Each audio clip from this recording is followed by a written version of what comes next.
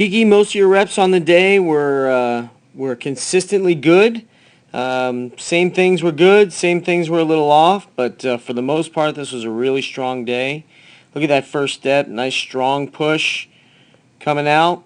Second step, still pushing. Third step, staying with it. Fourth step, and now you got to get quick. You want to just drop those feet under the hips. That one's a little long. This one, all day, your second to last step was just a little bit reachy, but then you did a great job. And you ended up close, by the way. You ended up kind of close. Look how close you are to the hurdle. So you really didn't need to reach this one away at all. Compare that to the distance of this stride. Pretty normal. Then a little bit long here. And then a beautiful cut step, just straight down here. But because you're just the spacing's a little bit close, you take this one a little bit up and you lose some of that rotation over the hurdle. But you really actively pull this leg. You know, I don't love that you have to lock it out, but boy, do you really actively pull that thing down. So the touchdown is probably a frame before this. I mean, that's the instant, so you could almost count it right there, and that is a straight line right from the hip down.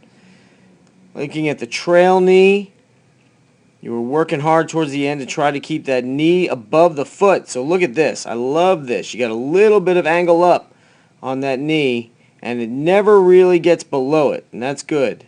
I love it as vertical as possible, but you're up over. There's the front side, controlling this shin. Little bit away right there. And then you pull it back and you just get it basically straight up and down. So it's not drastic and it's close to you, but you want to really keep this about where the angle is and then drop that thing down back toward the hurdle behind you and not reach out. Contact, you got a vertical shin, you got it close to the hips, and then we're looking for ball of the foot contacts. This one's probably, don't know. I think that's probably ball of the foot. And this is, again, beautiful, short, close, ball of the foot. Moving through that hurdle, right on top. Bad camera work by me, but right on top of that hip. Right under that hip. Looking at the trail leg. Knee is about even here. We want to keep that angle of the knee above the foot.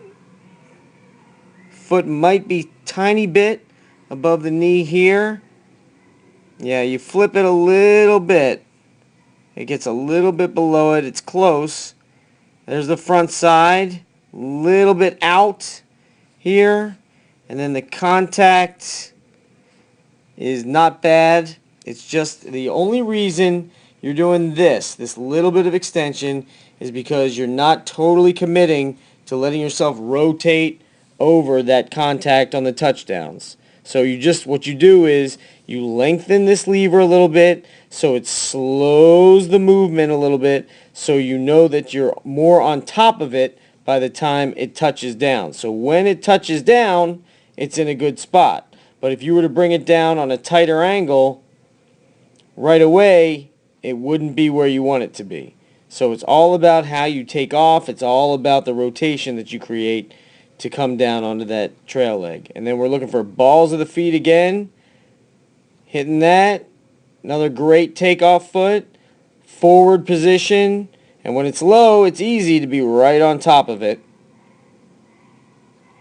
And you kind of don't finish that all the way, but you did some really nice things. I like where the feet are. And all we got to do is open these hurdles up, lift them up a little bit, and try to continue a lot of the same things. But you were moving well.